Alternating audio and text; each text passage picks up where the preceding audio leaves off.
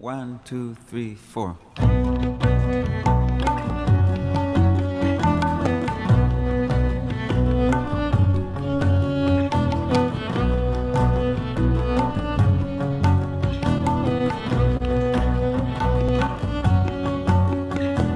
Kumah, kumah, kumah, kumah, kumah, kumah Elohim. Kumah, kumah, kumah, kumah, kumah Elohim. Kumah, kumah, kumah, kumah, kumah Elohim. Kumah, kumah, kumah, kumah, kumah Elohim. שופטי הארץ, שופטי הארץ, שופטי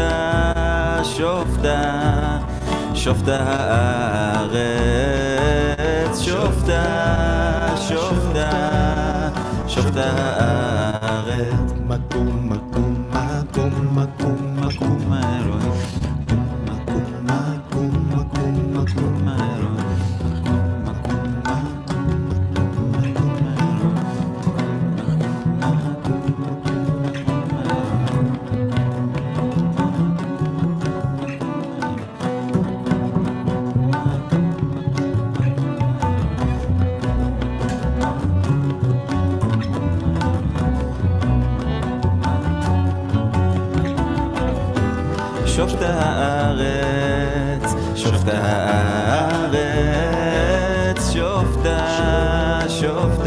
שופטי הארץ, שופטי הארץ, שופטי הארץ, שופטי הארץ. שופטי הארץ, שופטי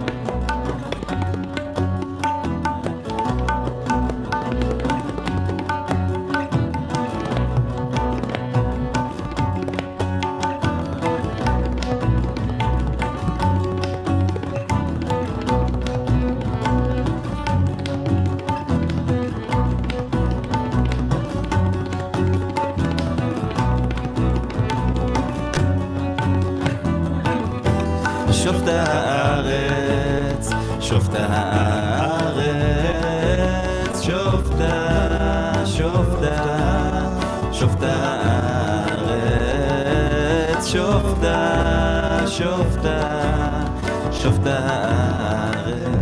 שופטי הארץ.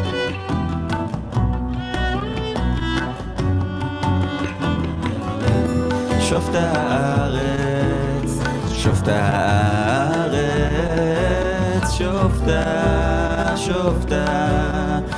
הארץ, שופטי הארץ, שופטי הארץ.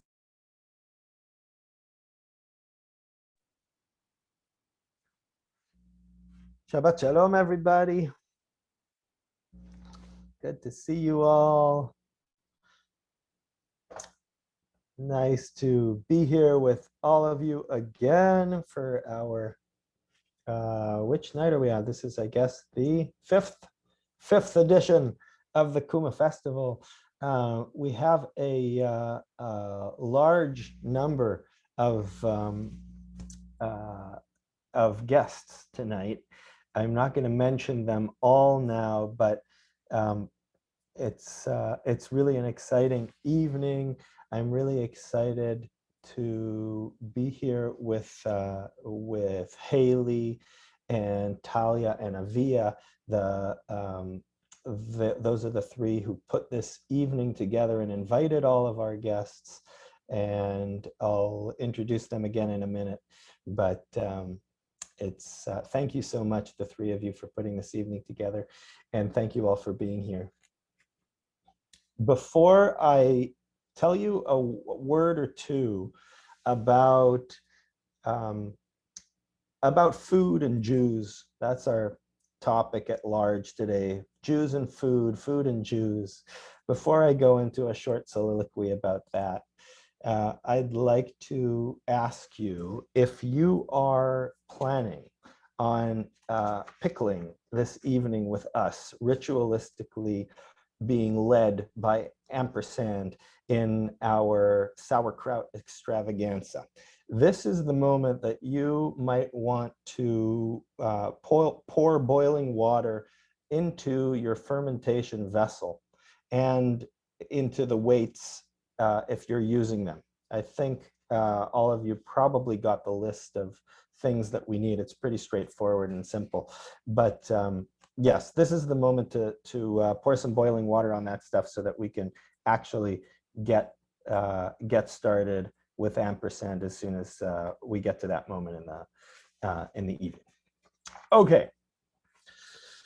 So if we're talking politically about food and about our festival, we've talked a lot about a whole bunch of different political issues, religious issues, and artistic issues in this festival. Politically speaking, and even religiously speaking, I would say the one that is, of all the evenings, most consequential is tonight. And the reason that is because we can talk about Black Lives Matter, we can talk about Israel, Palestine, we can talk about, climate, any issue we can talk about, where those are ongoing issues, but none of them are so present in our lives so often. We're constantly consuming. And so eating, the questions of what and how we eat are incredible opportunities for us to elevate ourselves. And they're also incredible opportunities for us to kind of sink, depending on our attitude towards those things. Kosher law is the greatest body of law that the Jews have. Books and books, yeah, are on this, probably because of this, because it's so consequential. And a big emphasis is placed on this question that we'll deal with tonight of mindfulness. The Talmud tells us the following line, Kol hanehene min haolam hazeh belo bracha ma'al. Whoever enjoys, consumes anything from this world without saying a blessing first is considered an embezzler, a thief. Yeah. And so the question comes up, who's this for? This notion of blessing the food. Is it for God who's in the blessing? Well, I can tell you that God doesn't need anything. That's built into the nature of God. Whether you believe in God or not, the God that anyone believes in is a God that doesn't need anything. That's God is whole. God is a perfection. So it's not for God. Is it for the apple that you're blessing? I don't think the apple cares much whether you bless it before, whether you say a blessing on it before you eat it. Yeah. So that means, I think, that ultimately these blessings are for us. We say the blessings to bring us into the right space, right? Into the right mindset before we eat something. Yeah. I sent out this letter today about this verse, don't cook a baby goat in its mother's milk. Yeah, I don't know, some of you may have seen it, but that's what most of kosher law is based upon. Do not cook or boil a baby goat in its mother's milk. This is where we get the whole milk and meat thing in Judaism. So what I'd like to ask you, because to me this verse speaks to all these things, and it certainly speaks to faith, art, and politics. So I'd like to invite you for just a few brief seconds to contemplate these things, that same verse, through those three lenses. If we look at do not cook a baby goat in its mother's milk as a line of poetry, which is, I think, primarily how Jews have, how rabbis, halachic, Jewish law people have looked at it. In many regards, it's a poetic line, it's a metaphor. Yeah, take a moment to imagine that. Taking the milk of a baby, the milk of a mother, and cooking the baby in it. That is poetry. Now do the same, looking at that as a religious commandment, as the voice of God. Yeah? What should you not do? You should not take the milk of the mother and cook its baby in that and then eat it. And now think about it politically. What kind of implications does that line carry? Do not cook a baby goat in its mother's milk. It goes far beyond the animals. It goes into a whole other realm. Once you allow yourself to kind of meditate on this idea, it goes far beyond food, but it starts from the food.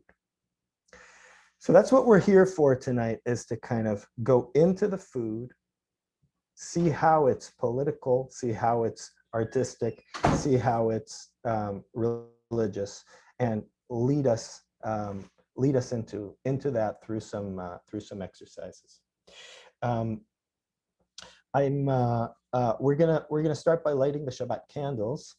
I'm really excited that Holly and Nancy are here with us this evening. Hi, Holly Gawanter and Nancy Heller. Hi, Holly. Hi, Nancy. You guys are still muted.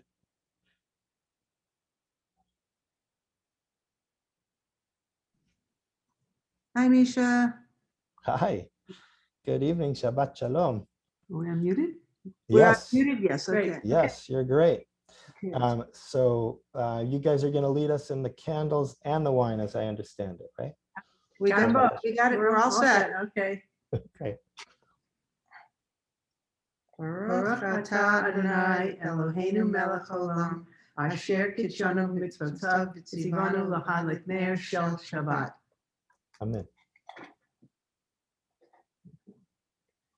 Baruch atah Adonai Eloheinu melech haolam, borei pri hagafen. Amen. Thank you. Welcome. So- Shabbat shalom. Shabbat Shalom. So wonderful to have your presence here with us. Thank you so much. I'd like to invite Nancy Slotnick to lead us in the blessing for the Omer. This is, for those of you who, this is your first Kumah event. We are during this period of 49 days between Passover and Shavuot, and we count up the days from 0 to 49, from 1 to 49, in order to prepare ourselves for receiving the gift of the Torah. Nancy, Shabbat Shalom. Shabbat Shalom. Baruch atah Adonai Eloheinu melech haolam, asher kitshanu b'mitzvotav v'tzivanu al sefirat ha'omer. Blessed are you, Adonai our God, ruler of the universe, who sanctifies us with mitzvot and commands us concerning the counting of the Omer. Amen. Shal koach. Thank you. so What much. number? Right. Thank you. Thank you for that reminder. Hayom arba'a ushloshim yom, shehem arba'a shavuot v'shisha yamim la'omer. Today are 34 days, which are 4 weeks and 6 days to the Omer. Thank you, Nancy. Shal koach. And before I hand it on to I pass it off to Avia, we have some music for you guys that's on the theme of food. I'd like to introduce you to Jonathan Gutfeld, who you guys know very well, and to Avigail Gutfeld as well. They put together this song for us in a video, and Jonathan, I think both of them are going to say a word or two about what we're about to watch. Shabbat Shalom, everybody. Shabbat Shalom. So we're going to watch Alachmania. That's the Passover project that Avigail and I made. I was reading the Haggadah a few weeks before Pesach in the subway, and when I got to Al-Rahmania, it really struck me because I think it's the first time I read the Hebrew translation, because it's in Aramaic in the origin, and then the English translation, and I thought I'll just read it for you. This is the bread of poverty that our ancestors ate in the land of Egypt. All those who are hungry, let them enter and eat. All who are in need, let them come and celebrate Passover. Now we are here. Next year, we are in the land of Israel. This year, we are enslaved. Next year, we will be free. So a few things struck me and made it very personal. All of a sudden, I think, first of all, they said this is the bread of poverty. When I was growing up, I was always told that the matzah is the fast bread, that they had to make it quickly. But this poem says this is the bread of the poor people. It's not the fast bread, it's the poor bread. It made me think about what is the food of the poor people in my environment. Also this thing that now we are enslaved, that this story of the Haggadah wasn't resolved, or of the Exodus, that we're still enslaved, or at least some of us are still enslaved. All of this made me want to make a personal version of Al-Rahmania. So I try to write kind of like a more personal, even though I really like the traditional music, I try to write a more personal interpretation of it. And for the visual aspect, I had this idea of a table that will be in the center of it, the Passover table, or just any table, and I had this idea that it's floating in the space and goes through history.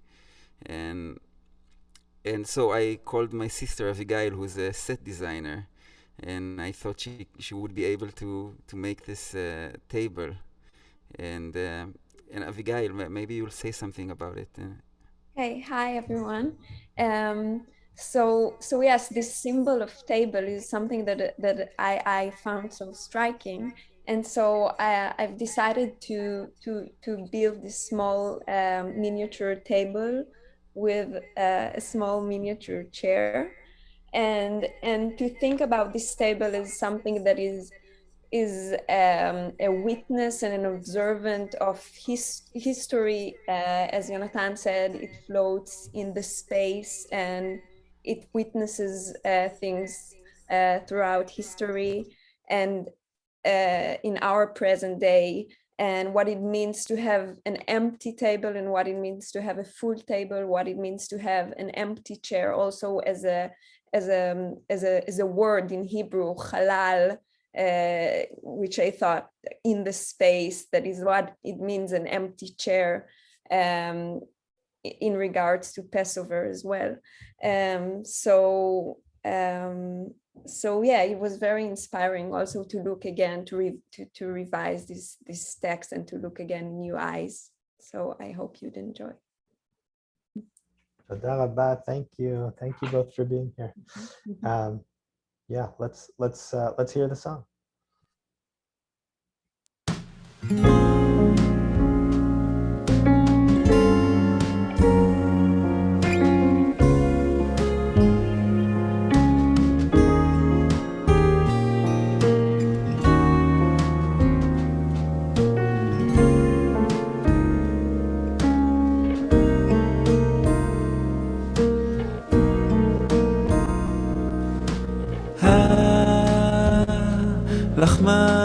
לחמניה די אכלו אבתנה בהרעה דמצרים כל דכפין יתי ויכול כל דצריך יתי ויפסח השטחה לשנה הבאה בהרעה דישראל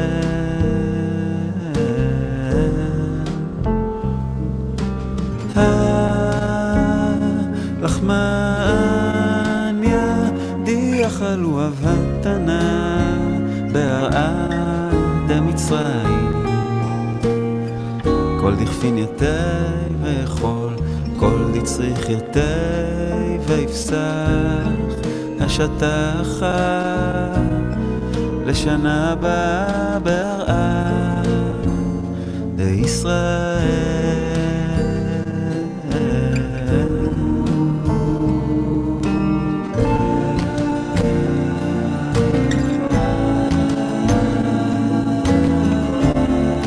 לשנה הבאה, לשנה הבאה בערד ישראל.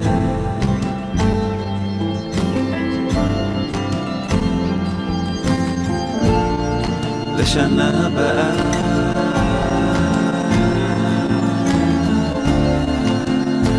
לשנה הבאה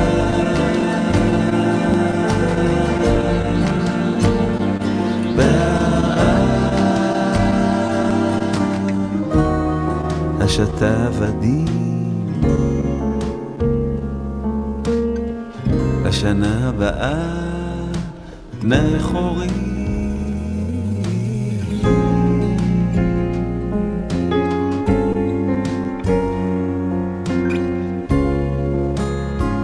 בהרעה דמצרים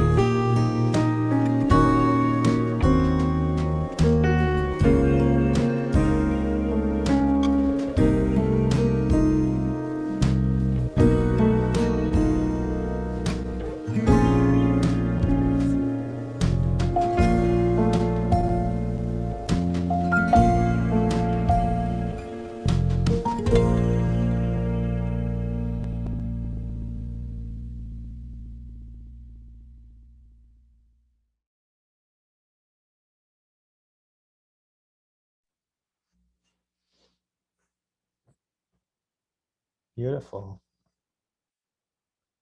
תודה רבה. Such a sad song sometimes, that one. יפה מאוד. I'd like to introduce you all to Avia, Haley, and Talia, the three women who put our evening together, long-time members of this community. And I'm really excited you guys are here. And hello, Shabbat Shalom. Shalom. Cool. So should we? I'll start talking, I guess. Hi everyone, and welcome to the 5th event of the Kumah Festival. We're really excited to have you here. So my name is Talia Feldberg. I am a director and theater artist. My pronouns are she, her, and I will let my co-curators introduce themselves. Hi, my name is Avia. My pronouns are she, her. I am a performer, dancer, educator, and arts administrator. Hi, my name is Haley Gawanter. I am a painter and teacher and tutor, and my pronouns are she, her. Cool. So as Misha alluded to, we were all raised in the new shul, and we're really excited and honored to be asked to take over one evening of this festival. And when we first met to discuss what we wanted to do for our slot, as you might imagine, there were a million ideas thrown out. Many were intriguing, none were particularly sticky. But we knew we wanted to create an event that maybe took a little bit of like a sideways approach to the festival theme of faith/spirituality, art and politics, as Misha mentioned, and that involved some level of audience interaction, bringing us together experientially despite our physical distance. And towards the end of that initial conversation, Avia asked us all a question: what does Judaism mean to you? And although our answers were varied, a few common themes emerged. Chief among them were ritual and, relatedly, unsurprisingly, food. Perhaps also unsurprisingly, we all latched onto this immediately. As Jews, we know that food is spiritual. As artists, we know that it's an art. And as humans, especially humans who've lived through the past year, we know it's political. And we don't always talk about those intersections enough. So the first part of our evening is a panel discussion with some fabulous guests who will share their perspectives. Next, artist Ampersand will lead us together through the ritual of making sauerkraut, where we'll encounter those connections in ourselves and in our food on the deepest level. And finally, before we hand things back over to Misha for Kaddish and music, we will invite you all to keep the ritual going by sharing food with your community. And some quick notes before we begin. There will be a couple of opportunities for us to pass along some audience questions to our panelists and to our featured artists. So feel free to drop any questions in the chat throughout the event. And we'll get to them if we can at those moments. And then finally, I will remind you again to get to that boiling water if you need to and haven't yet, to sanitize your fermentation vessel, and optional weight if you haven't already. So without further ado, I will send things over to Avia and to our panel. Great, thank you, Talia. So hello again. I am so excited to share with you all these three fantastic people who in myriad ways dedicate their lives to food. And there is such a richness in the range of their perspectives and ways of working with food, people, culture, and justice, while simultaneously there is a clear through line that food is a vehicle of connection. So I am so happy to introduce Willa Shake, General Manager of the Green Hill Food Cooperative, where I have the privilege of unpacking and shelving food with her. Carrie Brody, Executive Director of Emma's Torch, and Deborah Fishman, food artist and founder of Fed. So Willa's passions for nature, social justice, and cooperatives are just a few things that led her on the path to becoming the Green Hill Food Cooperative's General Manager. In this role, she works to grow a healthy and equitable business that provides access to affordable, sustainable, organic, and local food to our community. She loves hanging out with her furry adventure pal, Summit, growing food, cooking, and rock climbing. And Carrie is the founder and executive director of Emma's Torch. Emma's Torch is a nonprofit restaurant, cafe, and catering business in Brooklyn that provides culinary training and job placement services to refugees, asylees, and survivors of human trafficking. Emma's Torch was named one of Time Magazine's 100 greatest places in the world in 2018, and has been featured in the New Yorker, the Rachel Ray Show, the New York Times, Vogue magazine, and others. And last but not least, Deborah Fishman founded Fed, an inclusive Jewish community and platform for ideas and art. Deborah is an entrepreneur and network weaver. With a background in international Jewish cuisine, Deborah works at the intersection of people, food, and ideas, weaving together relationships that spark unexpected dialogue, synergy, and connection. Deborah views her mission in life as making sure everyone is fed, physically, intellectually, spiritually, and on a basic human level.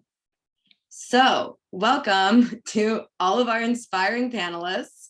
The first question I'm going to pose to all of you is, besides literally nourish us, what do you think is the most important thing food can accomplish? And I will pass this to Willa to get us going.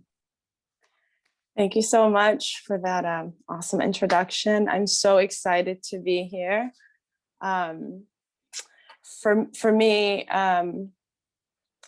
food is an opportunity to build community, whether you're cooking for other people, you're eating together, just coming together, the act of coming together and eating together and sharing and connecting. It really allows you to build community in that way.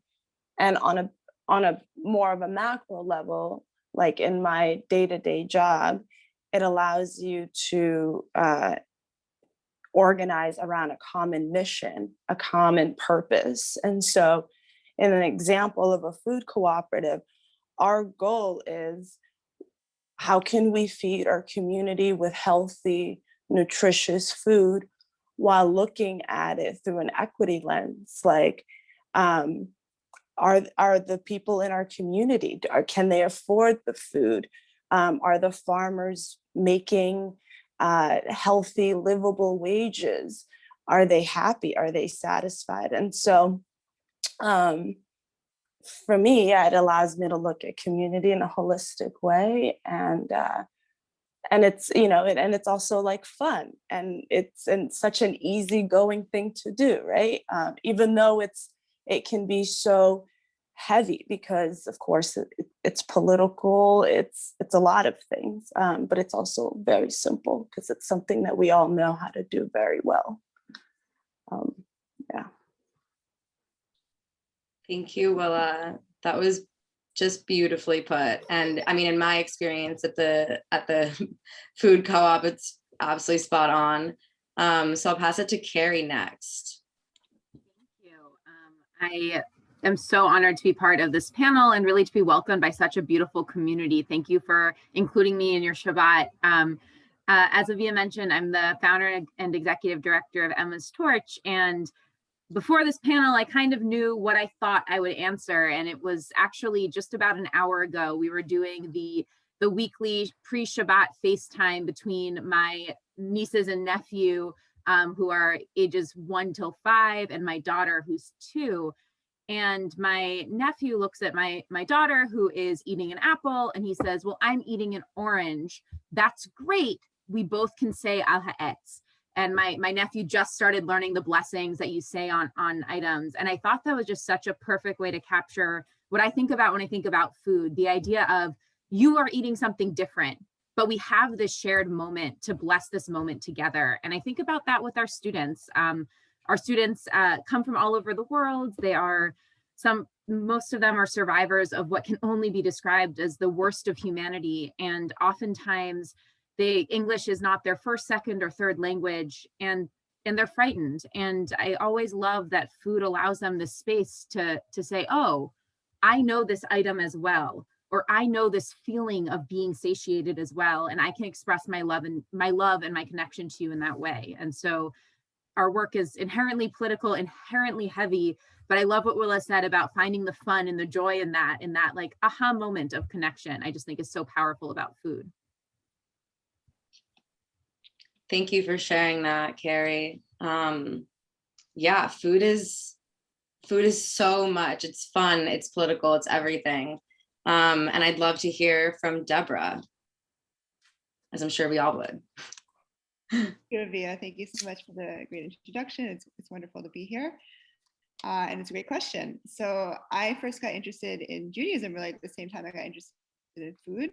And it was through the process of cooking and preparing for Shabbat and holiday meals, and this idea that you could prepare foods and people around the world would be preparing similar foods with the same purpose and intention, and sharing this concept across time and space, you know, forward in time, backward in time.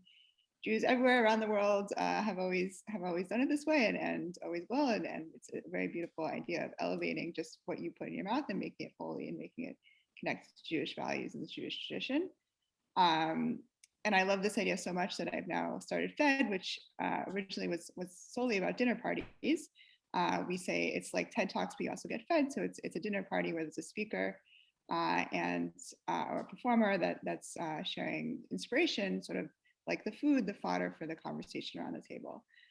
So during the pandemic, I've actually had to think a lot about what the core of this idea is. Is it the food? Is it what is it really? And for me, I think what I realized is that the food is a way of creating dialogue and connection, and the food can be like a sort of a community organizing tool that can be leveraged to create this feeling of connection. When you share a meal with someone, there's a feeling of closeness, of just a basic human kind of connection that develops, and this leads to dialogue that can be more interesting than traditional New York City. So what do? You actually get to the root of more serious and meaningful issues. So I believe food has the power to create dialogue and connection in a very, very serious way. Absolutely. Thank you. I'm wondering, I mean, I have many more questions. I'm wondering if before I plow ahead, if any of you have like a response to or connected to something that another panelist has offered us in this space. If not, I've got a whole list, so we can keep moving too.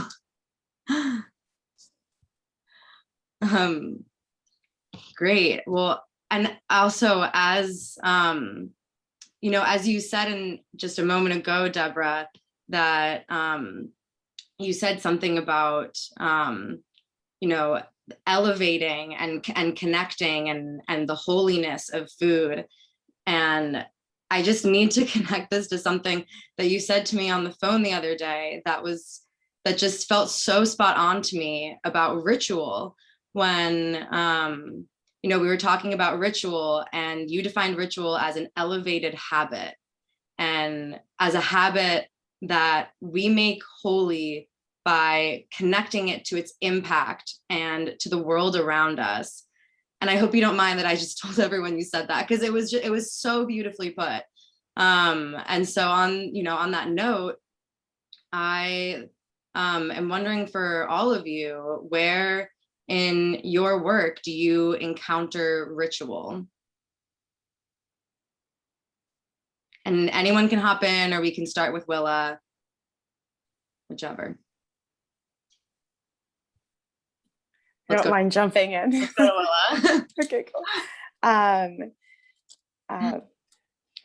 For me, something that I really, really enjoy doing, and my current work allows me to do, which is the great part, is I love buying ugly produce, or what other people consider ugly produce. So things that are just like on the verge of falling apart and wilting, and taking on the challenge of trying to revive it. And so I, on a weekly basis, will buy things at the co-op half priced, and I'll create like a whole creative menu around it. And yeah, I try to like sustain and feed myself using these unique ingredients, because it's like a CSA box, you're just sort of working with what you have. And it's allowed me to really like strengthen my connection with my own cooking. I feel like a lot more confident. I don't, maybe a little too confident sometimes, because I don't use recipes all the time. But yeah, it's a thing that I really enjoy doing a lot. And being creative in that way. Absolutely. Thank you. I'm wondering, Carrie. I think that it was really interesting this week. We're honored to be hosting this Sri Lankan American chef resident at Emma's Torch at the restaurant in Brooklyn.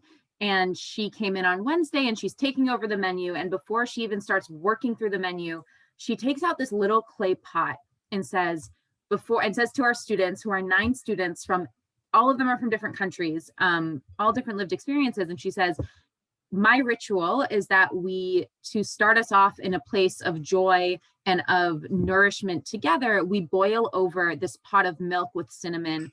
And that is how we get off on the right foot. And it made me think that actually, I was like, I've never heard anything like this. And then I thought, actually, no, I have. Like, I don't know why it is, but when somebody moves into a new home, you bring them bread and salt. And I don't have any clue why we do that. And I tried to Google it, and there's a lot of answers. And I think it's like South African, Lithuanian, I don't know. And it made me realize that each of our students has one of these rituals. It's those things that you don't even know that you know, those recipes that are ingrained in you. And I think that this week has been a good lesson of just trying to notice those things more, those things that you think are mundane, but might really be a hidden ritual. Mm-hmm.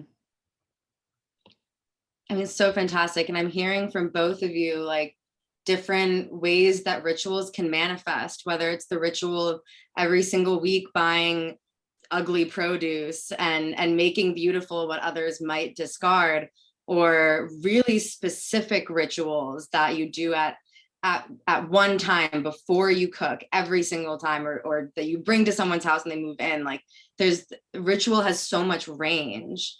So thank you for offering those. And I don't know if you have anything to add to that, Deborah.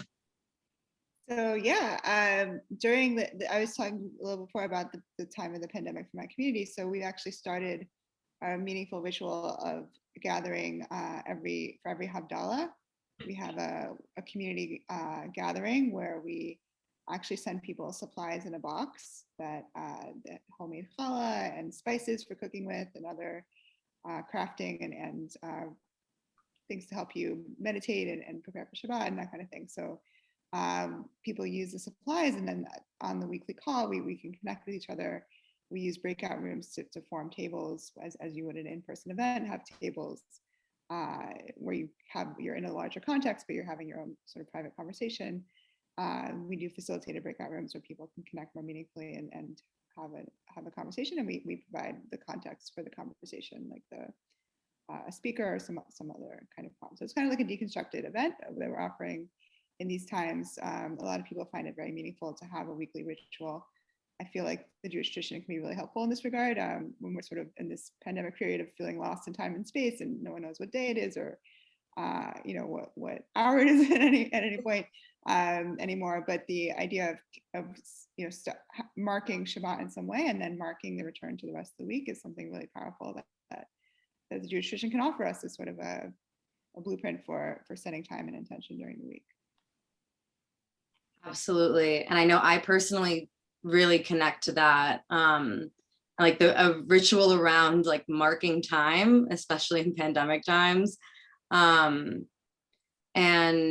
it just, it makes me think about the ways that we create ritual in our personal lives and how those might then relate to food. And I'm wondering where the overlap is, if any, in any of your lives, if you care to share, like, how your personal rituals relate to food and work related rituals and all of the overlapping there. I know, Willa, you had shared with me some of your own practices, and wondering if you can share those. Yeah, I really like what Rabbi Misha said about mindfulness. It's something that a self journey that I've been on for a really long time. And in this practice, I have been thinking about, every part of my life and how all those things intersect. And with food, it's like, where is it coming from? How is it getting to me? Is it important? I mean, all these, questions before I make the decision or the choice to consume it. And so, just a general theme of wellness and mindfulness and just trying to generally take really good care of myself so that I can do this work that I really love. That involves like a heavy social justice lens. And so, I like incorporating a lot of herbs into my daily routine. So my partner and I do a lot of tea mixing, buying herbs at wholesale and mixing my own tea blends is something that I love to do. And the menu planning, of course, is just like a process where I am only thinking about myself, like really sitting down and just focused on me, which it's just it's this mindful thing. Those are some of the things that I like to do in my daily life. Yeah, and I just heard, and that just like sparked something in me, the menu setting, that's something for you, and that like food, and especially in the way that the three of you work with food, it is something that's simultaneously so selfish, like we are sustaining ourselves, and so unselfish because everybody needs it. Mm-hmm. And it lives in both, like both of these live in harmony. Mm-hmm. We've only got a couple of minutes left, so I'm wondering if Terry or Deborah have any other thoughts on personal ritual, food, work rituals with food, how those relate.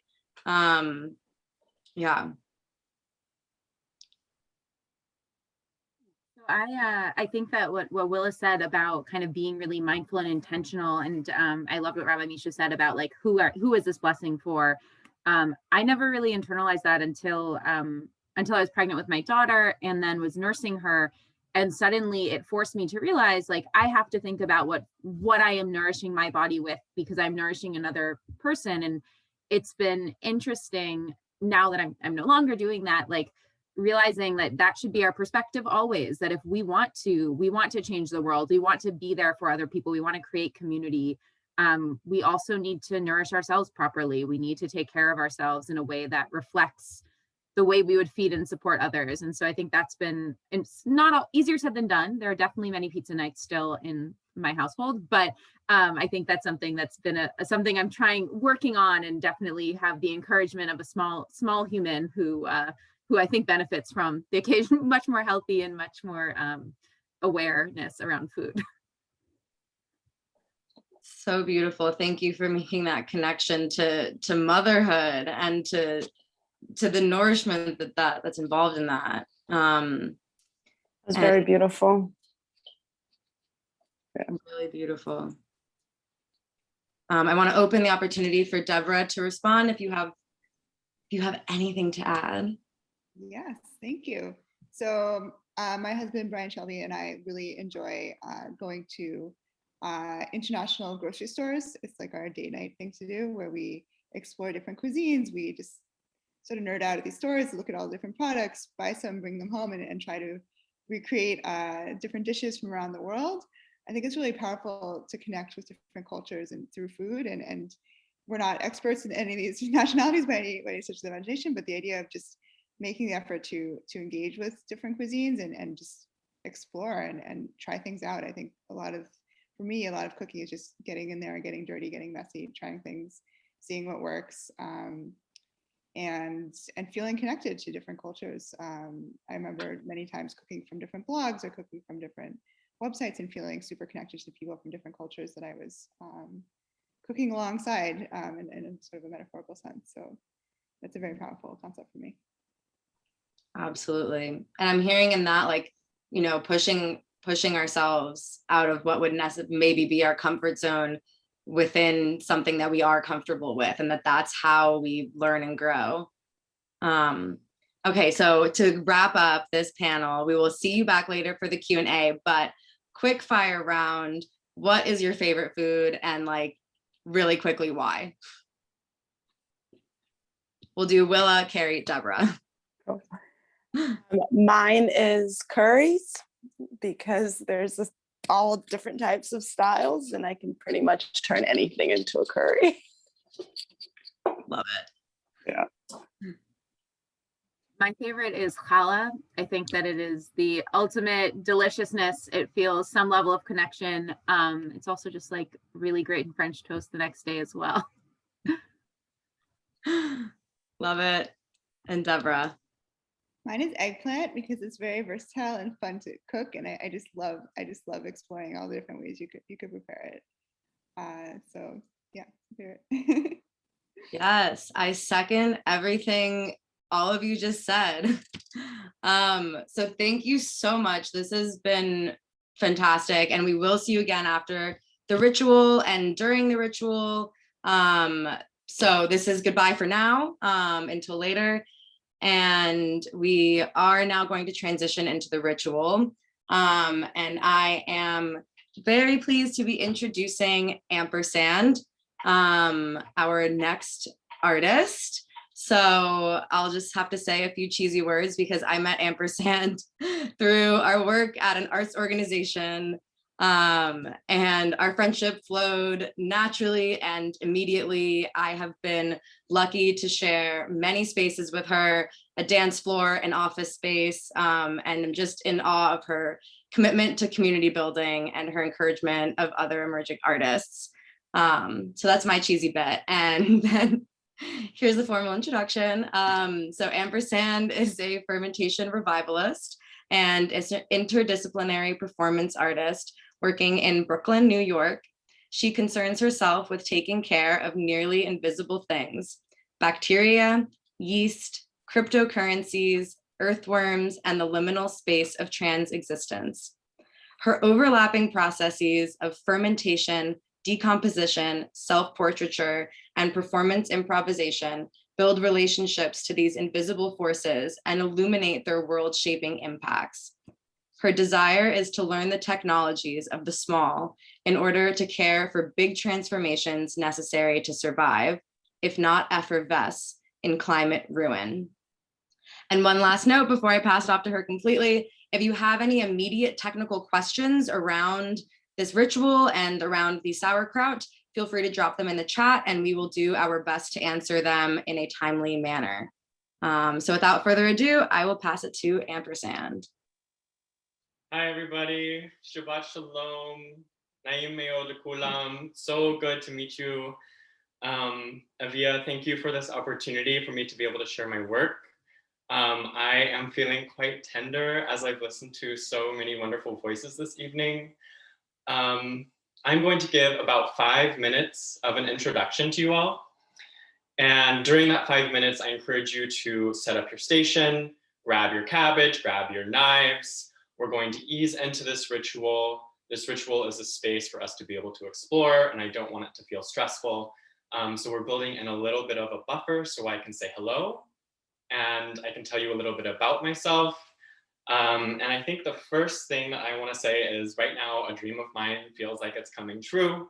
I started cooking when I was 11 years old, and I first watched an episode of Rachel Ray.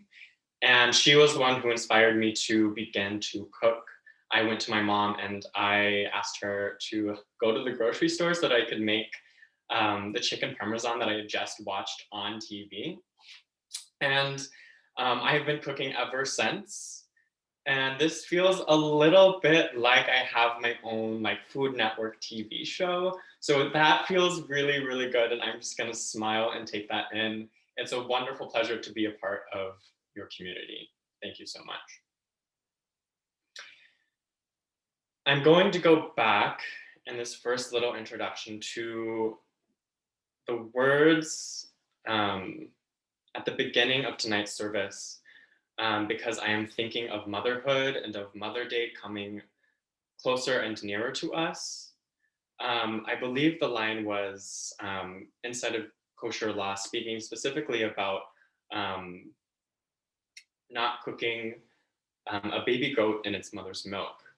And I'm relating this here to the work that we're about ready to go into, because when we are born, we are actually born with sterile guts. And over time, the amount of bacteria that begins to inhabit our bodies is actually 10 times greater than the amount of cells that we have of our own. And I want you to sit with that for just one moment, because I think there are huge implications, especially when we think about what it means to be breastfeeding and receiving those bacteria from our mother. Feeding, and I think so much of what I heard inside of the panel was that eating and feeding people, coming together in community, is about relationship.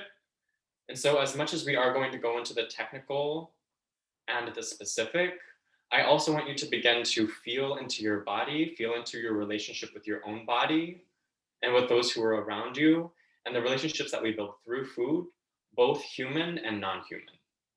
I think we think a lot about the human labor that goes into food. I think we also think about plants as being a species that we consume and animals as species that we consume. And there's also this third invisible force, which is the microbial, which is the invisible. And I want to begin at this place because I think it is the beginning of our digestion. These beings, our microbial kin, sort of like the original cell, are with us and already digesting the food so that it is palatable to our bodies and nourishing to ourselves.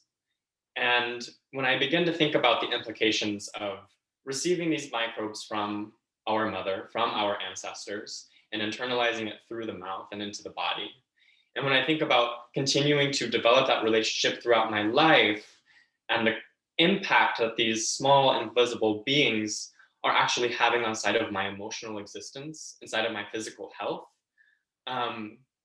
the consequences become quite large. So my reason for paying attention to them is so that we can actually learn from them. And like one of the panelists said in a phone call with Avia, ritual is about, what was it? I wrote it down. Elevating habits so that we can understand their impact. And these little guys that were about ready to build a relationship through action have a huge impact on our lives. Let's make some sauerkraut. Thank you so much. So I've got a cabbage right here, and I hope y'all have cabbages too. This is just a like regular old green cabbage. And we're going to begin with taking off the outer leaves, just like so. And I want you to keep them. They're actually going to be something that you can use later in case you don't have a fermentation weight. A super helpful tool.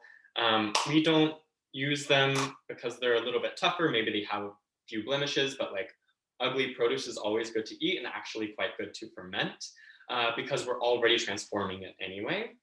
But this can act as a really nice protective surface that we can discard in case anything grows on the surface. We're going to begin by shredding the cabbage, and we're going to cut it down the center through the core, right? So we have the core at the bottom, and we want to take our knives and cut through the core.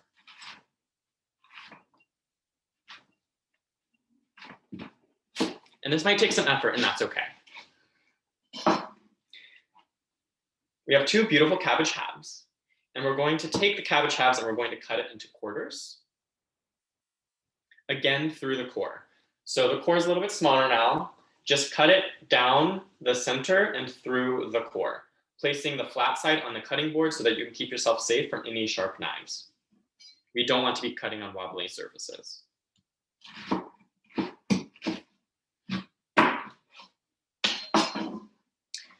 And go ahead and do the same thing with the other half.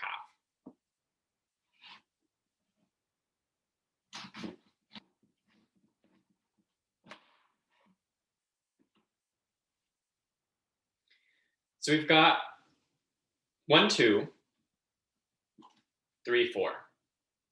I hope you all are with me. You might have a particularly large cabbage. That sometimes can happen. If you need to cut it into 8 pieces instead of 4, that's okay. I'm going to show you really quick about the size that we want. I mean, when we're shredding the cabbage, and I cut it pretty thinly because I like to have a nice delicate crunch. I can come up and show you real quick. We want the pieces to be pretty bite size, right? So when we're eating it as like a condiment or maybe like sauteed by itself, we want it to have like a nice tooth feel and not have it be super like long and tough, but something that is delicate and tasty, like this. And go ahead and try it. We're studying transformation here. And so let's begin to know and feel inside of our bodies what this cabbage tastes like now, because it's not, and I guarantee you it's not going to taste like it will in a few days. And that's the beautiful part, is that these bacteria are actually going to begin to take the original and transform it into something that is similar to the original, but oftentimes is actually more nutritious and nutritionally available to our bodies. And also it's so delicious. I mean, I think about all the fermented foods that I enjoy in my life. I mean, anything from like wine and beer to cheese and bread. There are so many things that I think go under the surface as having been fermented that are especially tasty. And I think there's a reason that they are tasty. And it's because we've actually co-evolved as both a society and as biological beings with these small little ancestors we have. So of course they're tasty to us, right? We've got them inside. There's a little bit of a spiritual alignment inside of that ingestion. So I'm gonna go through and chop up this cabbage. I invite you to shred along with me. Oh, and actually just a second, I got a little carried away. So a really great way, we don't want to necessarily use the core inside of the sauerkraut. And we're just going to cut diagonally, and I'll show you right here. So I'm going to take my knife. The core of the cabbage is right here. And I'm just going to cut diagonally into the cabbage so that I can remove the hard core. And if you take a look, you might be able to see in my camera, I don't know if it's good enough, but you can look at your own cabbage and see the difference between the leaves and the core. You just want to diagonally cut that out, okay? So we want the soft cabbage leaves.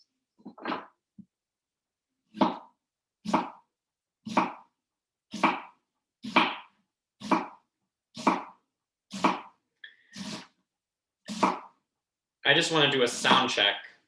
Can y'all hear me through shredding this cabbage?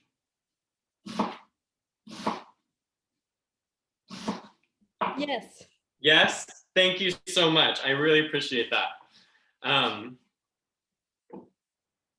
when you're done with your cabbage, when you're done shredding it, you can start putting it into your bowl, okay?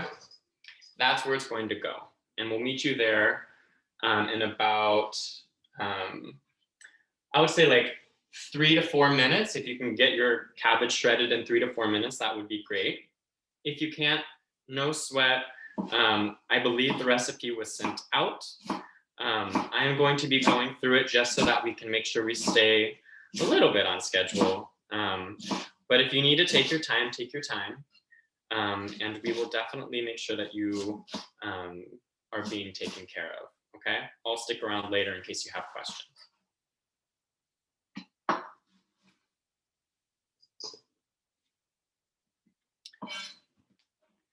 I was reading a little bit into a anatomy book that I was studying with in college. And my professor, Andrea Olson, has a wonderful section in her book, Body Stories, which is a book on essential anatomy. And it's on digestion. And she talks about digestion as the place for integration and digestion. So as we begin to think about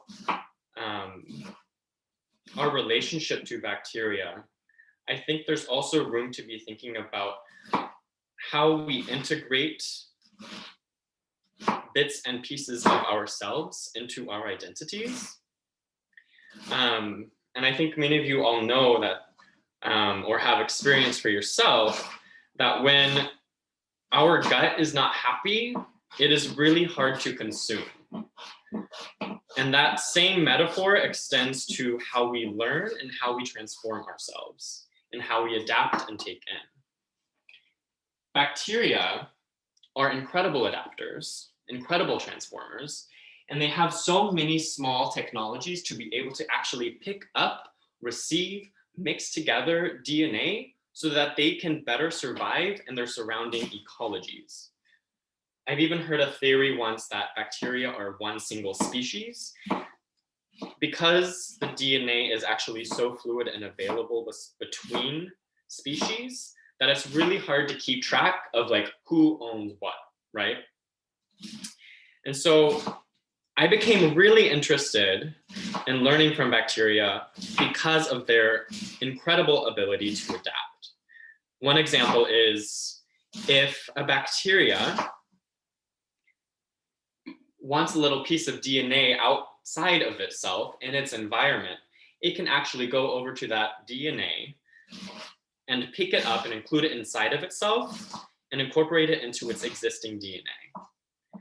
That's one of the ways in which something like bread, which no longer actually has any living bacteria after it's baked, actually gives us bacteria or DNA information inside of our gut. So our little guys inside of our bellies can actually take the little bread DNA from the bacteria that has been, from the yeast that has been fermenting like the sourdough, right? And they can pick up on that information and begin to include it inside of their own little microbiomes.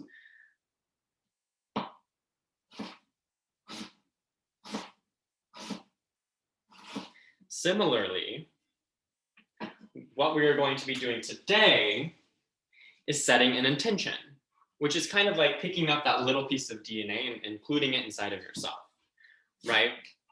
So if any of you have read Octavia E. Butler, you might be familiar with the way in which she thinks about change and transformation. I am really excited by her work. And if you haven't read Octavia E. Butler, definitely go put it on your list. But she and her characters inside of her novel are always adapting and relating to change. And one of her primary texts, The Parable of the Sower, introduces the idea that God is change. And so inside of transforming ourselves, I'm also going to include that reality tonight as we begin to think about our intentions. So if we are also change and we exist inside of change, we actually can develop a relationship to that change that can help us transform and manifest and effervesce into the versions of ourselves that will serve us in the current moment. This is the bacterial wisdom. So I've got all my cabbage shredded. I hope that y'all are somewhat with me.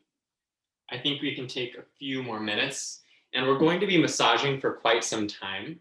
So it's really going to be okay if you need just a couple more minutes. You can catch up while we're massaging. The recipe that I sent you called for about 1.5 to 2 teaspoons of salt per pound of cabbage. And so this was about 2.5 for me. So I'm going to put in 5 teaspoons of salt, and you can just take that salt, I use kosher salt, and just sprinkle those teaspoons on top of your cabbage. So gorgeous. Avia asked, what is your favorite food? And honestly, and I'm really not joking when I say this, cabbage is my favorite food because it is so versatile. And I think it's like really the unsung hero of vegetables. It's so delicious in so many forms. And so I just want to take a second to like really enjoy this cabbage before we transform it. So with clean hands, maybe go give your hands a rinse really quick if you haven't already. We're going to begin with planting our feet on the floor because this is a little bit of work.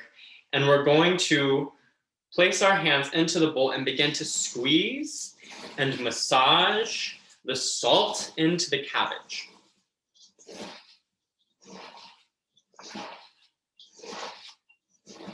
And you'll notice pretty immediately that the cabbage begins to change. And the changes that we're seeing is that it's becoming maybe a little bit more tender, maybe the moisture is releasing, and that is due to the salt. So the coarse salt crystals are actually drawing the moisture out from the cabbage. And probably in a few minutes, you'll begin to see that it's going to create a juicy brine from its own water that used to be inside of the cabbage leaves. And as we're beginning to get into our bodies, remember to breathe, remember to take breaks if you need. I want to begin to talk about how we're going to be setting intentions for the night. And I like to use the metaphor of fermentation to think about intention setting and the magic behind it. So I think of like Practical Magic, the movie with Nicole Kidman and Sandra Bullock. And, you know, they're also using salt to cast spells. And that's kind of what we're doing here. But what I think is really important about that movie is that what really makes the magic work is the intention behind it. And so that's what we're looking at here, is that kind of practical magic where we can actually take an intention, place it into our lives, and really see the magic and the transformation and what I like to call the effervescence of what that intention can actually hold for us. And so the cabbage is a little bit like our intention, right? It is what is going to, it's the substance that is transformed. And what we're doing with the heat when we sterilized and the salt inside of the cabbage is actually taking action to create the conditions that are going to support that transformation that the intention is asking to bring into our lives. And the vessel inside of this metaphor is our current circumstances, what is happening right now. And we are taking action to change those circumstances with the heat and salt so we can get this really tasty, delicious snack and also extend the life of the harvest. And now, of course, there are the bacteria who are actually helping us to manifest this change. And what I like to think of the bacteria as in this metaphor is trust and actually surrendering to what we do not know inside of this time that we have in setting our intention. So the bacteria is this invisible force, this force of change that we actually cannot really control. And similar, inside of setting our own intentions, we don't really have that same control. We can do our best, but what is actually going to help us along in our path is to continue to return to the practice. Maybe the intention doesn't effervesce the first time, but what we can do is try again and change the conditions, change the amount of salt, change the amount of heat, and see what happens the next time. And inside of engaging that process, actually find a lot of joy. And as we're experiencing right now, also a lot of community.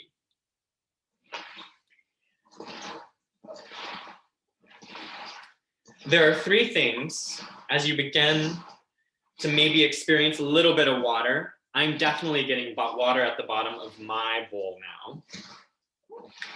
Is to think about an intention, and there are three words that I like to use to help set my own intentions, which is actionable, insistent, and iterative.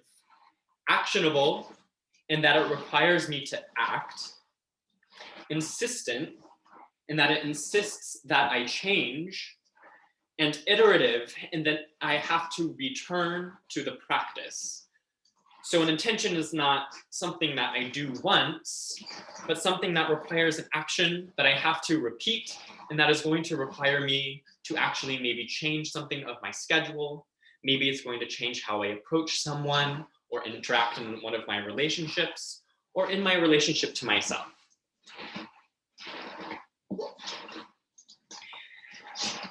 I would love to give you just a couple minutes, maybe between 1 minute or 2 minutes, to begin to think about what that intention might be for yourself as we begin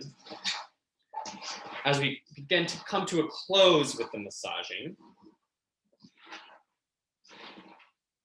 And during this time, if any one of the other panelists, I know they thought about some intentions ahead of time, would like to share an intention that they have, I invite them to share in these couple minutes that we have together.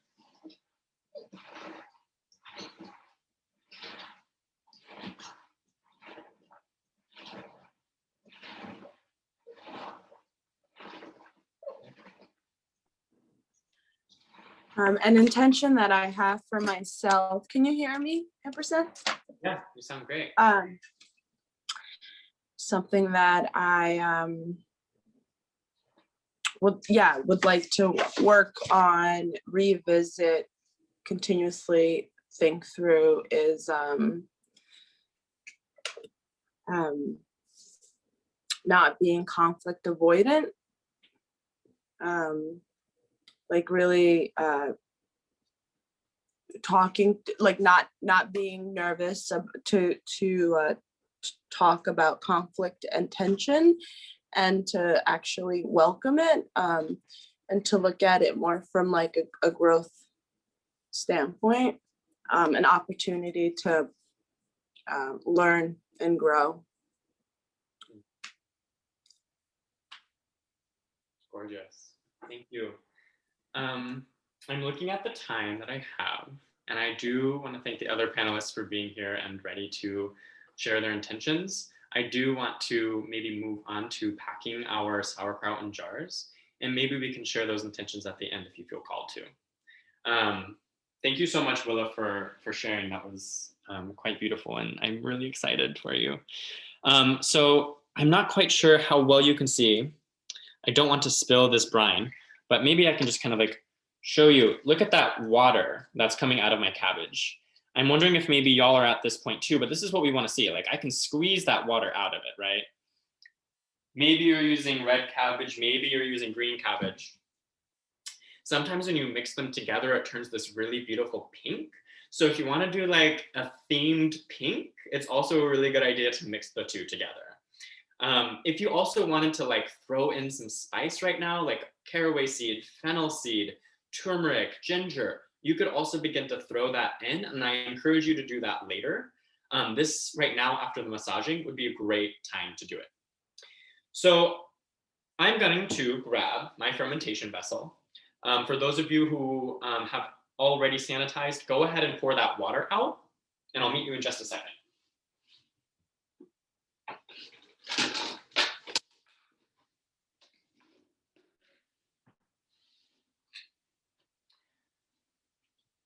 So I've got actually just like a takeout quart container, which I think is a great fermentation vessel for so many different things.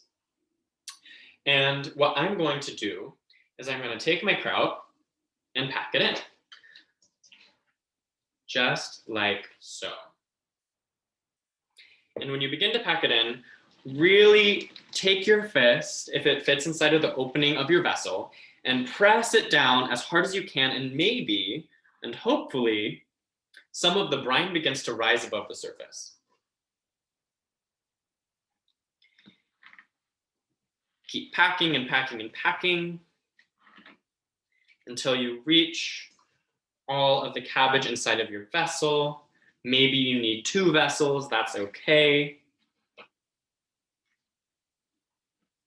And make sure that you pour all of the delicious brine that we created from the massaging process into the vessel as well. So I actually had quite a lot of liquid, which is really wonderful because we want to have the cabbage submerged as much as we can throughout the next few days, right? This is going to help ensure that we have a really, really nice, clean ferment. And I want to show you a trick here. So I already did it earlier today inside of this vessel. I'm making more sauerkraut. And what I did, if you don't have a weight, is you can actually take those cores and place it on top.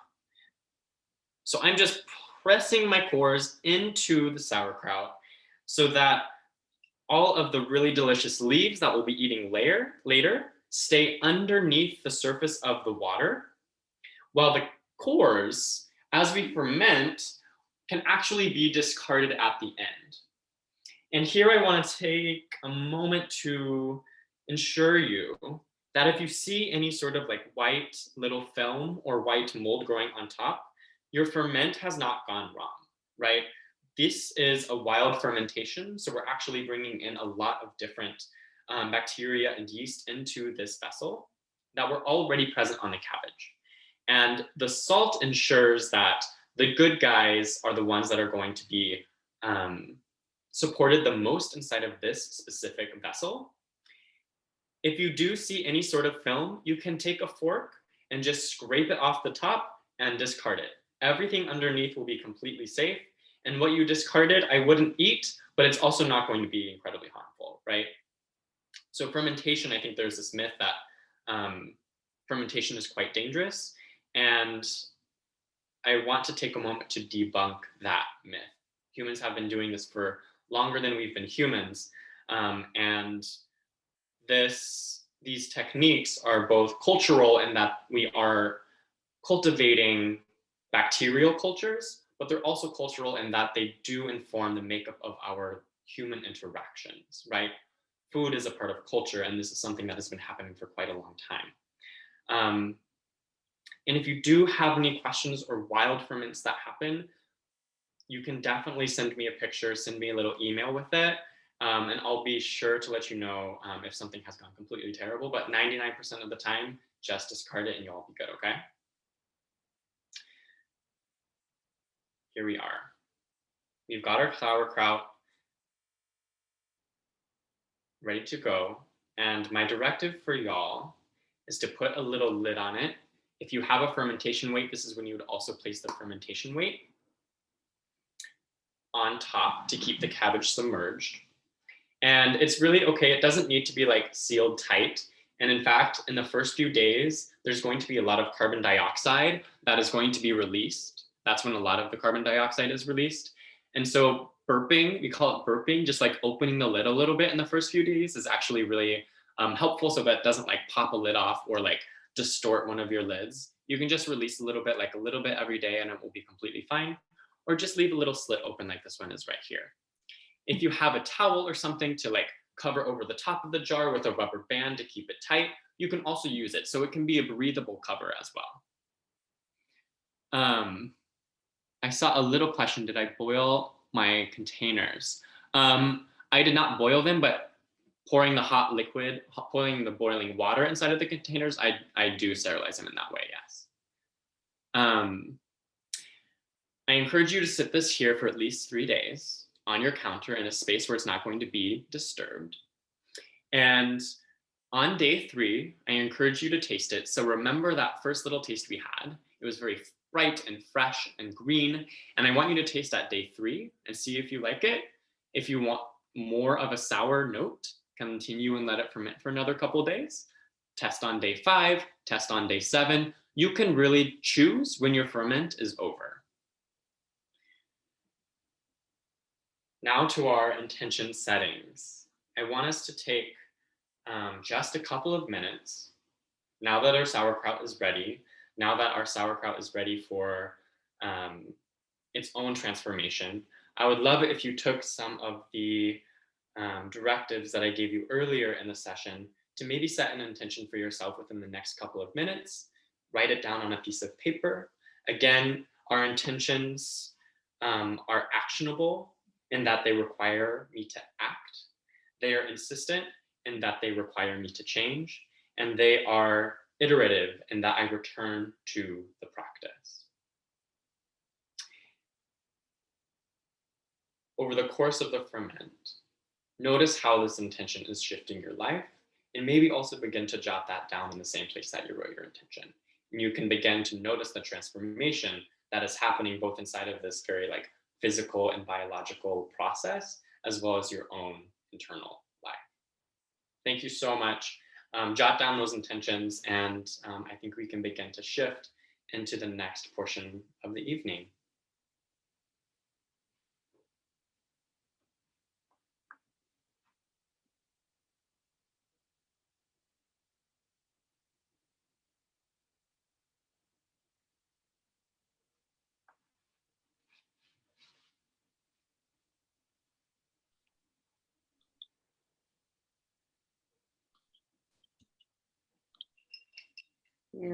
Thank you, ampersand. I'm giving folks another little moment if we need to write things down, and then we do want to squeeze in a quick Q&A, and are hoping that we can bring back our panelists. So that will be Willa, Carrie, and Deborah, and then and Talia will be taking over from here.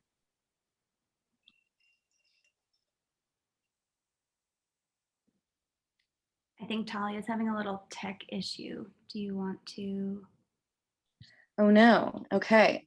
Hopefully we get Talia back. I mean, for the Q&A, we were just hoping that some of the panelists and ampersand would have some questions for each other.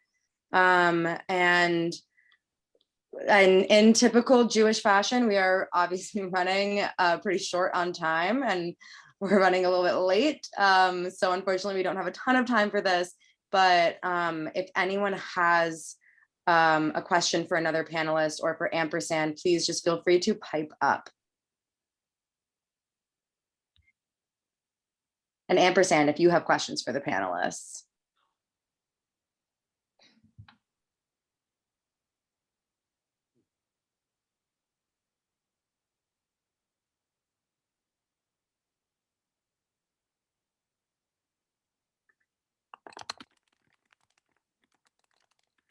question for Carrie. How do you support all the different cultures and all the different languages and groups of people that you're working with? How do you create an environment where people who have experienced all types of traumatic experiences and things like that can come together and relate? I guess I'm just interested in what kind of support services you offer to people and how you sort of create that kind of trust so that they want to work with you. Sorry, that was kind of rambled on for a bit. Well, it's a great question. And I think that it's equal parts planning and magic. On the one hand, my colleague talks about the space we try and create as not just being a safe space, but a brave space, a space where it feels like you are encouraged to take risks and try things. And I think that for us, because the medium that we use to do workforce development training and to teach skills is food, there is an element of bravery that comes with it, of feeling confident because you're holding that thing physically in front of you. In addition to the culinary training where we're doing knife skills, math, the pieces that will equip people to start careers, we also provide psychosocial support. We have a social worker who runs that programming, which really centers on seeing our relationship with our students as a partnership and as really establishing agency. So we take the perspective in all of those social services that we provide and all the referrals that we provide out of centering our students and their experience and them sharing with us their needs and us seeing if we can partner with them to achieve it. And so I invite anyone who wants to learn more just to come visit our space, stop by anytime. But it's I think that we aim to learn as much from our students as they learn from us, and to be as supportive as a partner as we can. It's not always perfect, but we do try. Awesome. Thank you so much.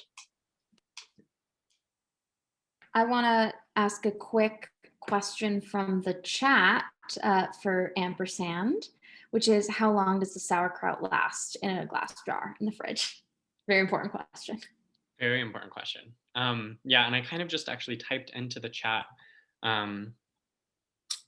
So what I said is that once the ferment is over and you're like, oh, I really like this stage of the fermentation, pop it in the fridge. You can keep it in the fermentation vessel, no big deal. You could also transfer it to another jar if you want to remove some of the liquid. A sauerkraut, because this is probiotic and the bacteria are actually live cultures, it will continue to ferment in the fridge, which is really beautiful and naturally part of what's going to happen. That being said, bacteria are super sensitive to temperature, which means they're going to be operating at a super, super slow pace. And the environment inside of the container is still going to be supporting those bacteria. So I would say that I've kept a sauerkraut in my fridge for 1 to 2 months at least. And it still tasted really fine. It might just get a little bit too sour one day. And that is really the only danger here, unless you really see something going wrong, like you have blue mold everywhere. Don't eat that. But I think y'all should know that. We've made it this far, right? We've made it this far.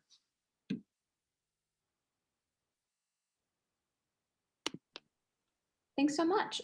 So I think in the interest of time, I want to say thank you so much to all of our panelists, Willa, Carrie, Deborah, and to Ampersand for sharing so much wisdom with us this evening. And I'm just, I'm verklempt.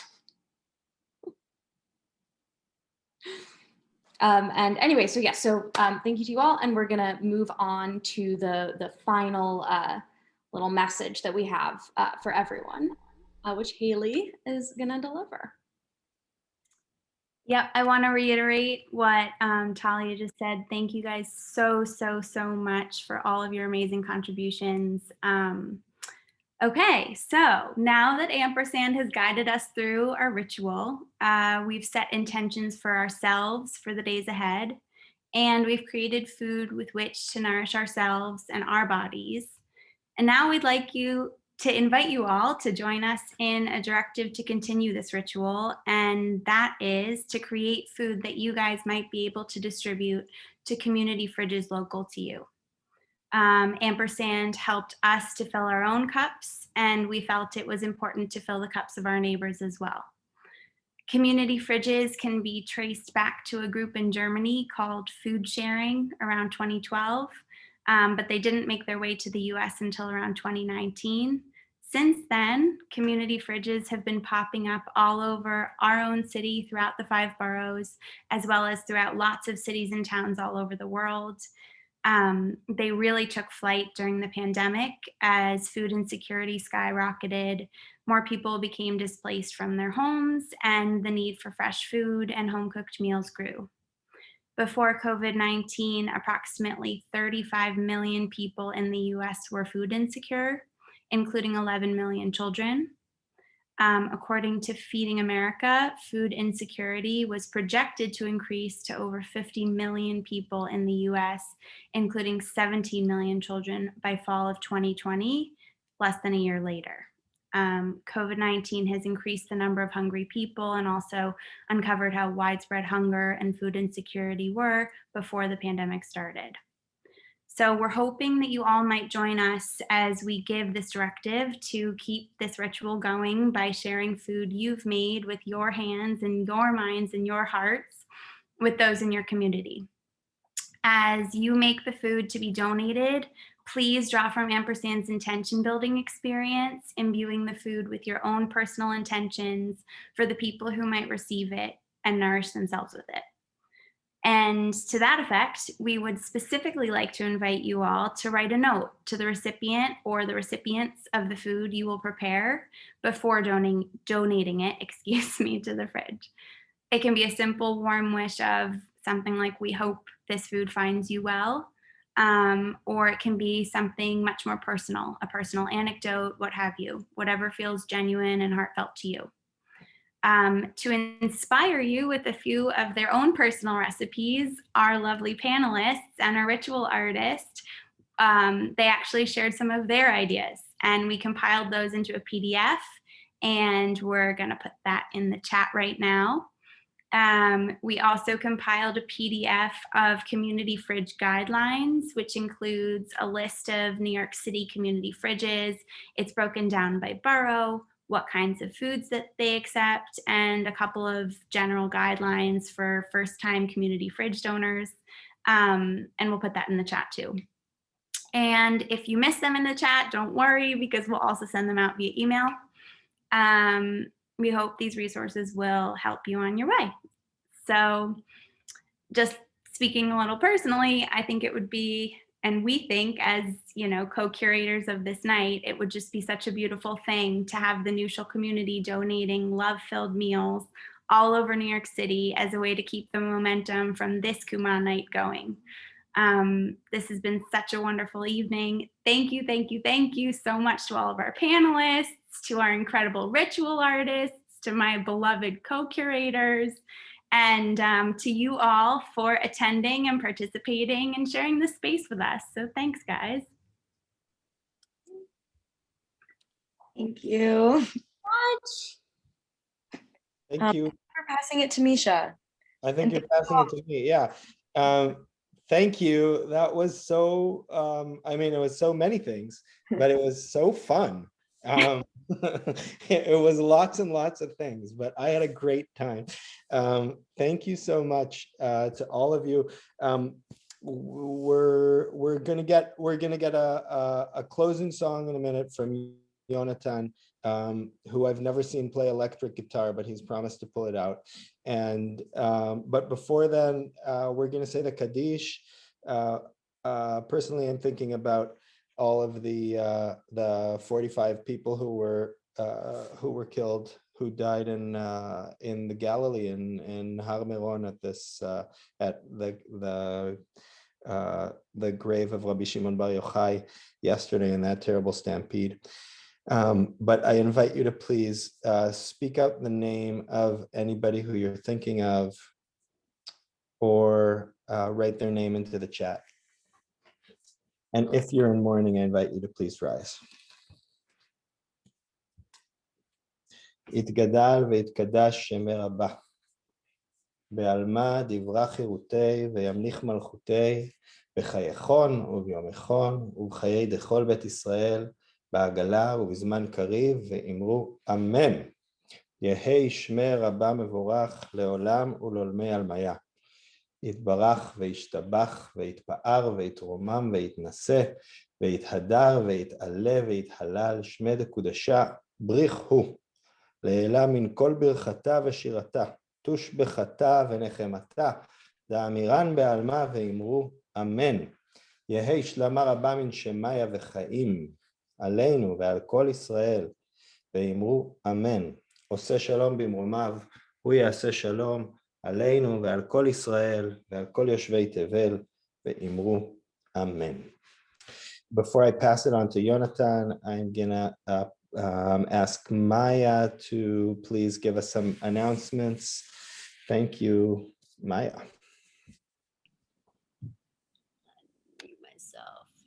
Good evening, everybody. Shabbat Shalom. Thank you, Talia, Haley, and Avia for organizing such an engaging, creative, important, and yes, fun evening. It was fantastic. We're all kvelling. Thank you, Ampersand, Carrie, Deborah, and Willa for sharing your work and your art with us. What a great night this has been. Please join us next Friday evening, May 7 at 8 p.m. for our second to last Kumah Festival event. The evening will address what is the symbol of Jewish redemption in our generation, a focus on visual imagery with Rabbi Misha and artists Suzanne Tick and Cody Humans. We are also delighted to welcome back to the festival trumpeter Frank London. Our final Kumah Festival event is on Sunday, May 16 at 6 p.m. outdoors at Pier 45 in Manhattan, and will feature a live performance by one of last week's special guests, dancer, choreographer Dava Lois Fearon, and her collaborator, saxophonist and composer Mike McGinnis. The event will also include the creation of a collaborative work of art led by artist Suzanne Tick. Please bring strips of fabric to use in the project. We look forward to seeing you for these final two events of the 2021 Kumah Festival. For those of you who are participating tonight and who are not members of the New Shul, I'd like to take a moment to ask you to consider becoming a member. In joining the New Shul, you are investing in making meaning today of our ancestors' faith, in what is spiritual about the fight for a just world, in merging art, religion, and activism as a way of keeping Judaism relevant and vibrant. As members, we nurture our community, explore new paths together, and keep our collective spirits raised as we make our way forward.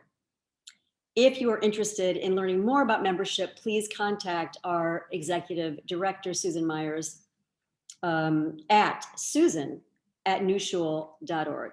Thank you so much. Shabbat Shalom. Shabbat Shalom. Thank you, Maya. And thank you also to Jonathan and Susan, who are behind the scenes running all of these events so beautifully. Jonathan, I pass it back to you.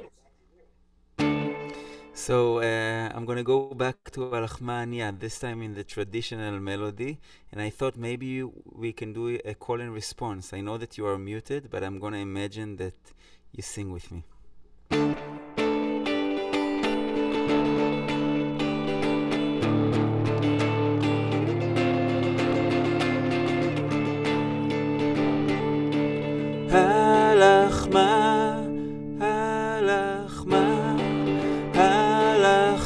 Anya, halachma anya, di achalu, aftana, be'ara, be'ara de Mitzrayim, be'ara, be'ara de Mitzrayim.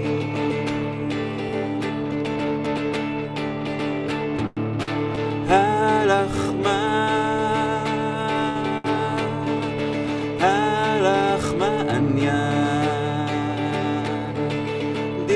אכלו אהבתנה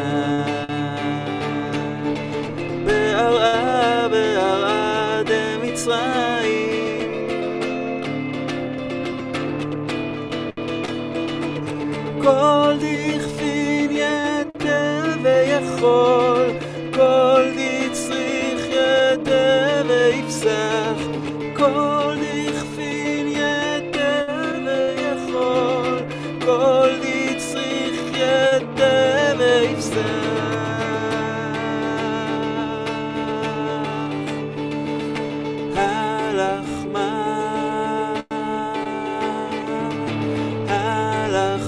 עניה בי אכלו אהבתנה בערה בערה דמצרים,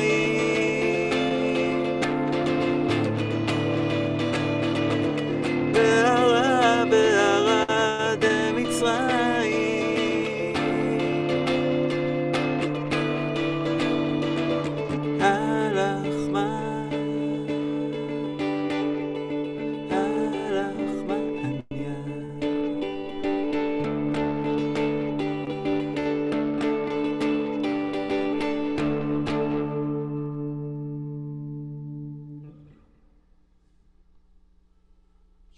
תודה רבה.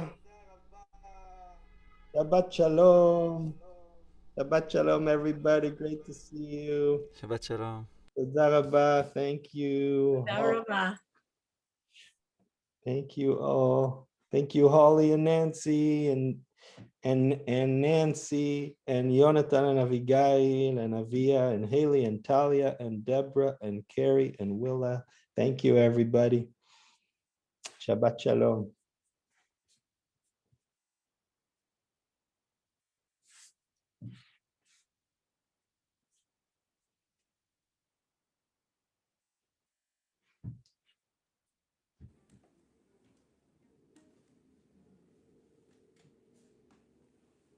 One, two, three, four.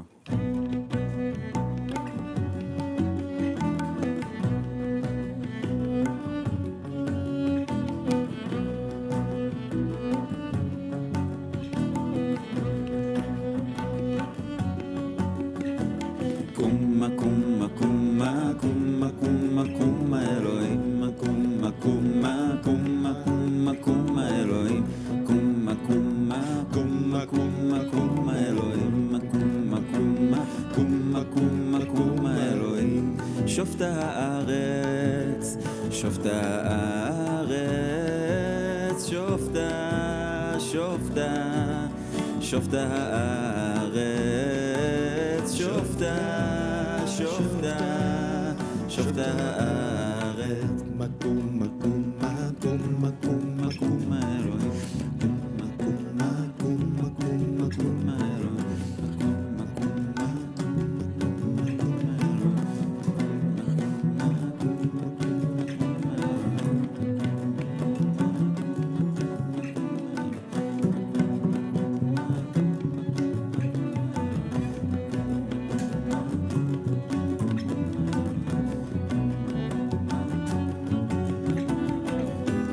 שופטי הארץ, שופטי הארץ, שופטי, שופטי, שופטי הארץ, שופטי, שופטי, שופטי הארץ.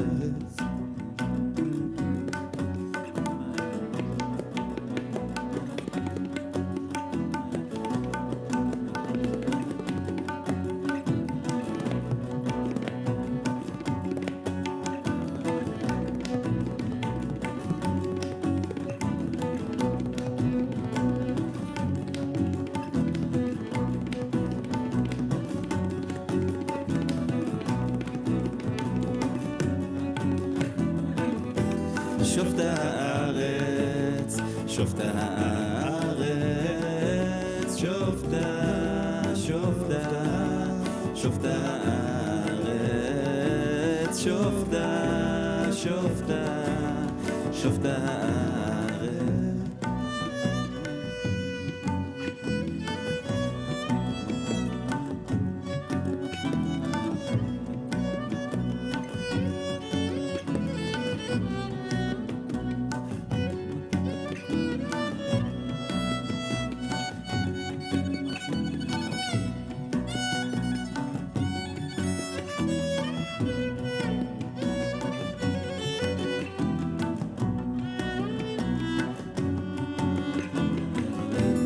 שופטה הארץ, שופטה הארץ, שופטה, שופטה, שופטה הארץ, שופטה, שופטה, שופטה הארץ, מקום